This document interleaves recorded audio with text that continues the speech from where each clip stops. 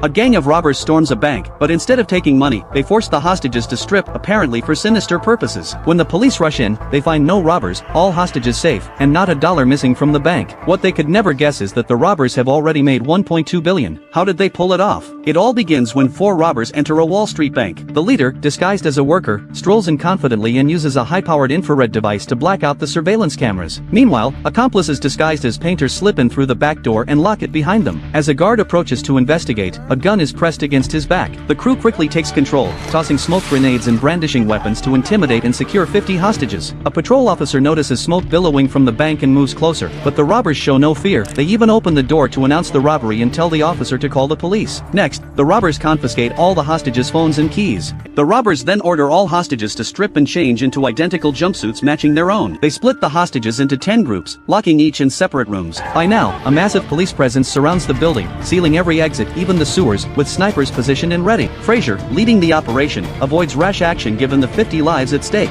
He attempts to communicate, but the robbers ignore him. With no insight into their motives or the situation inside, Frazier can only wait anxiously. Normally, robbers would proceed to loot the vault, but this crew does the unexpected. They glance at the cash-filled vault, no interest, then at the private safe deposit boxes full of valuables, still no interest. Finally, they enter a storage room with nothing of obvious worth, and there they perk up. Clearly, these are no ordinary thieves. They move shelves aside and start smashing the floor, soon opening a large hole. Is this an escape tunnel? As police puzzle over this, another hostage is released, carrying a large box. The box is opened to reveal a note from the robbers. Have 2 cars and a fueled helicopter ready by 9 p.m. For every hour late, a hostage dies. The robbers continue rotating hostages and even blend in by posing as captives. Eventually, they turn their attention to the private safe deposit boxes, opening one to find diamonds and a file. This is their real target. Outside, the bank owner panics. That box is his. The file holds secrets that could ruin him. He dispatches a sharp crisis negotiator to deal with the robbers. The negotiator contacts the robbers, clarifying she represents neither the police nor the bank. The leader, recognizing her role, agrees to meet. Frazier gives her 10 minutes. She emerges safely but refuses to disclose what was discussed.